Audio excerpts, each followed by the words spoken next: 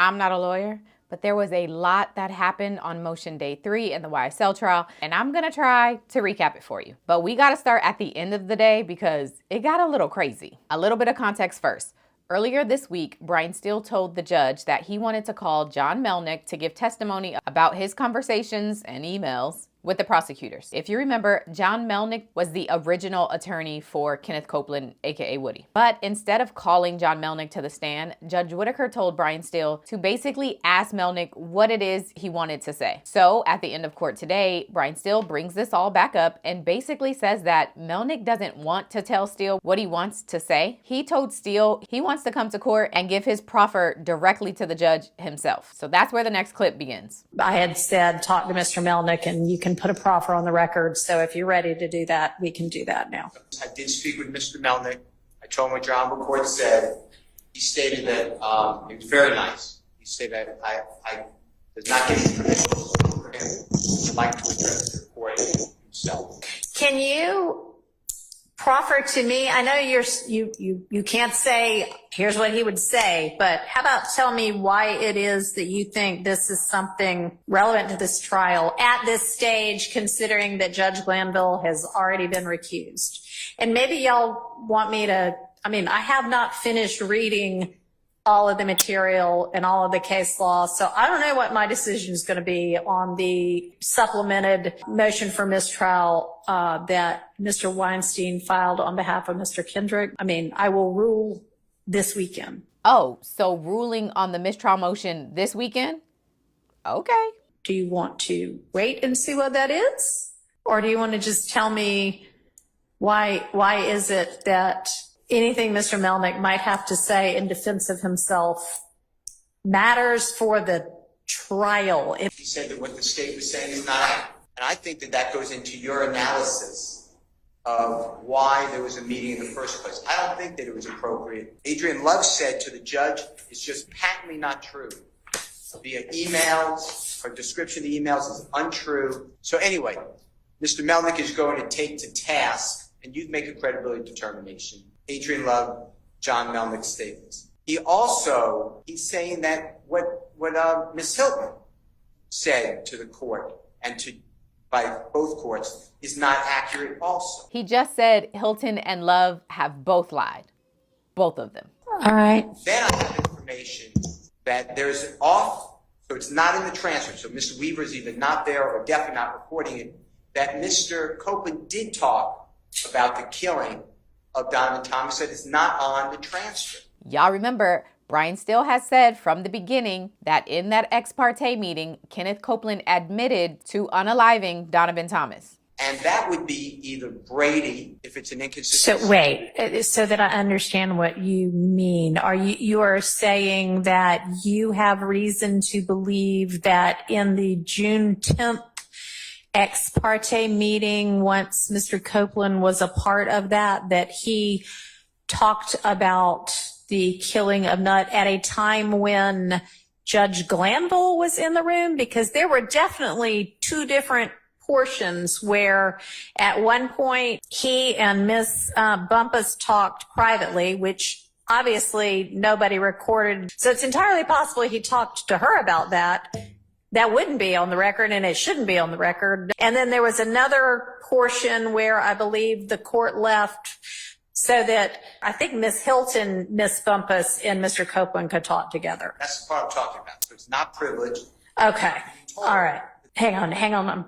All right. And you have reason to believe that whatever Mr. Copeland said at that point in time in front of the prosecution is something that is Brady material, impeachment. Okay. And therefore Brady. Okay. Run out and say,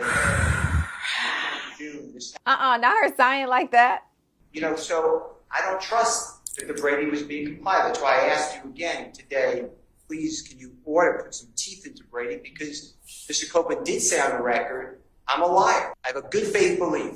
I'm telling you everything I know. I'm told that it's not privileged. What he's emphasizing right here is that if Kenneth Copeland said in front of prosecutors that he was responsible or involved in the unaliving of Donovan Thomas, Brian Steele and Jeffrey Williams are entitled to that information because, number one, it can be used to impeach Kenneth Copeland, or basically to show the jury that Kenneth Copeland is not a credible witness because he previously has said that he was not there for Thomas's death and he only learned about it secondhand. And number two, that information could potentially be used to show that these defendants are not responsible for Thomas's death. And the other thing is, if Kenneth Copeland said that in front of the prosecutors, that makes it not privileged information and instead Brady information that he is entitled to. That Miss Bumpus, Miss Hylton, Mr. Copeland spoke, and it's not in the transcript, and Mr. Copeland was talking about his information on the killing of Donovan Thomas. Because you have to remember, in the statements,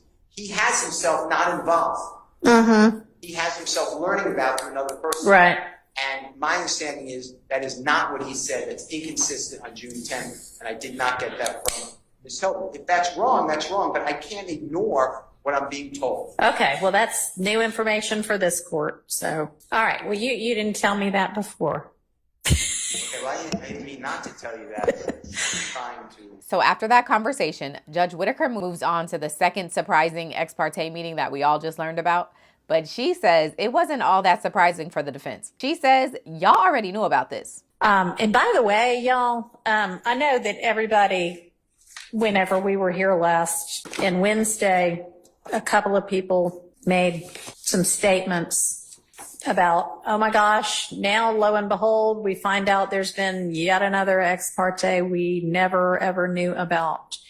And actually, when you go back to the transcript of the June 7th, 2024 court proceedings, on page 95, on the record, before court adjourns for the day, is when the prosecution says, hey, by the way, we might need an ex parte, or we need an ex parte. And then it is definitely still on the record in court, where y'all all heard not the content of the ex parte, but that the state wanted an ex parte, because people from the defense say other things on the record after that. So in open court, y'all were notified that they wanted one.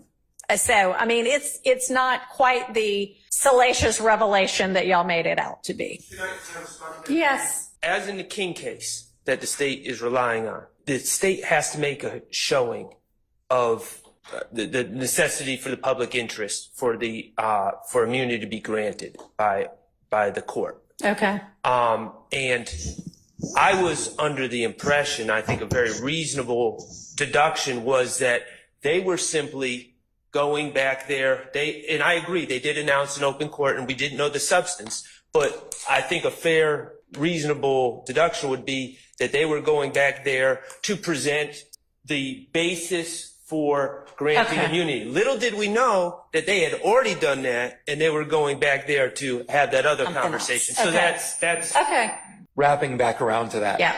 I don't know if there was, but I'm assuming that under the King case, since it wasn't, I guess, that afternoon of the 7th, maybe it was prior to that, maybe it was in the morning, maybe it was the afternoon of the 6th, but at some point under King, there would have been some type of an ex parte meeting where the state presented the reason that they needed that immunity. I don't know if that was done on the record, if there was a transcript of that, but if there was, we have not received that either. Well, there better not be anything else that How did they occurred get as a meeting, because I told everybody on Tuesday, stand up and tell me anything there is. Did y'all do anything beyond a motion to get the immunity order for Mr. Copeland? No. Okay. So we submitted a motion. Right.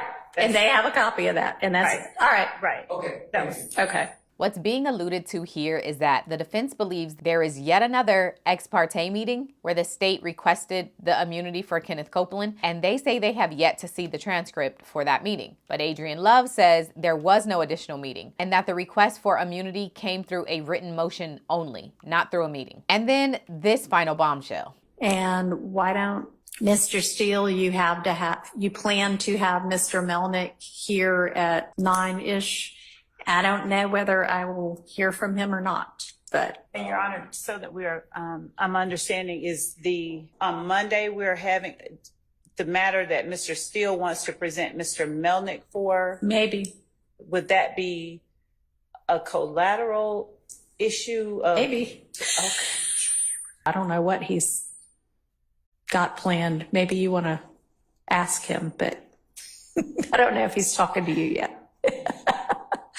Judge Whitaker is funny. So I don't know. We'll take it up Monday. So Monday, Melnick might take the stand. Ciao. And we may get the ruling on if this trial will really end or not. It's sounding like it's not going to end, but we'll see. So the day actually started off with what the judge plans on telling the jurors about what happened to Judge Glanville when they come back. Brian Steele submitted what he feels she should say to the jury, which says, "Ladies and gentlemen, Judge Glanville is no longer the judge presiding over this case for which you have been selected and sworn to try. Judge Glanville was removed as the presiding judge in this case. You are not to concern yourself with this change." Further down, he says, "You are to disregard any comments made by Judge Glanville that were disparaging of the defense lawyers in this case. To maintain the integrity of the jury system, I remind you that you must decide this case based only on the evidence admitted during the trial and law that I will explain to you." So that's what he submits, but Attorney Love doesn't like the part that says disparaging of the defense lawyers. I mean, he did make comments disparaging of lawyers. That's not evidence. It's nothing. There's nothing wrong with me saying disregard that. So that's where I am right now. If you want to propose something else, then propose it. Attorney Love proposed some different language, but it was a bit unclear, so the judge told her to clean it up and then come back and propose it again. Next up, Judge Whitaker begins the process of going through some of Kenneth Copeland's previous testimony, but some of the people involved in this trial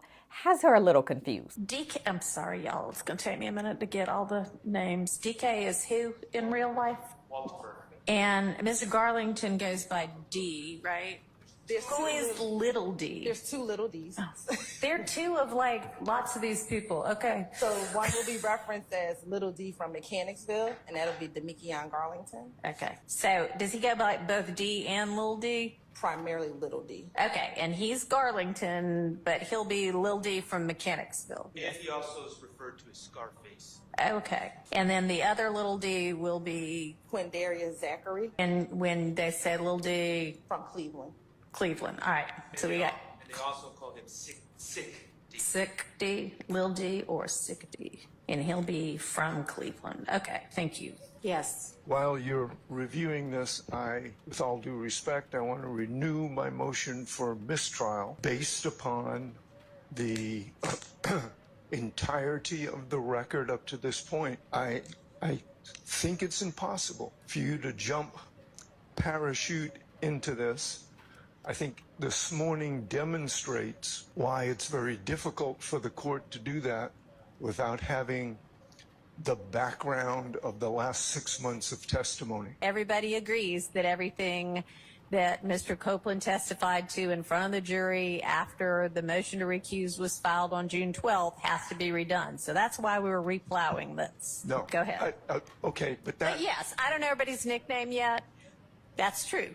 But this is not in front of the jury, and evidentially, I'll either make the right ruling or I'll make the legally incorrect ruling, and that's something for potential appeal. That's true in every case, and I don't ever know the facts of a case before I start to take, it to trial. I find out in the course of the trial. So yes, it would certainly be easier if I had heard 6 months of testimony that came before this, but I don't think it is a basis for mistrial. I disagree entirely. So I'm just renewing my motion. All right, I appreciate it. You're not wrong about factually speaking, it is more difficult, but legally speaking, it is overruled. Majority of the rest of the day was spent going over the transcripts from Kenneth Copeland's testimony and his multiple police interviews. And they go over it for two reasons. The first is because of hearsay. Max Sharp and many of the defense attorneys say that most of the things that Kenneth Copeland has said in the interviews with police have all been things people have told to him and not things he was there to witness or see for himself. So they say it should be excluded. The problem is there is an exception to the hearsay rule, which is that if hearsay comes from a co-conspirator, it can be admissible if it furthers the conspiracy. So specifically in these next clips, they're talking about the Lil Wayne tour bus shooting. Kenneth Copeland was in jail at the time of the shooting, but Demikion Garlington, one of the co-defendants, He's not in this trial, but he is one of the co-defendants, told Copeland about the shooting, and then Copeland told police in the interviews what Garlington allegedly said to him. So the state wants all of that to be admitted, but the judge says, show me how Kenneth Copeland being told about that tour bus shooting actually advanced or helped the YSL gang. Because if you can't show me that, it's not coming in. Watch these clips and it's gonna make more sense. Hearsay statements that implicate a co-conspirator but do not advance any object of the conspiracy, such as statements that merely spill the beans about the conspiracy, are not admissible. So if you can point me to how this advanced the conspiracy, and I understand your argument is, hey, the conspiracy is they're all members of an ongoing gang. They need to know what's going on in the gang so they can react like appropriate gang members and be prepared if somebody's coming after them, and that's a reasonable position to take. So tell me how it is that this is advancing an object of the conspiracy, and not theoretically where your evidence is going to show that. Yes, Your Honor. So we believe that the gang, when Mr. Carter came to Atlanta, members of YSL just converged on the compound. They left their different, I think they were at a music studio.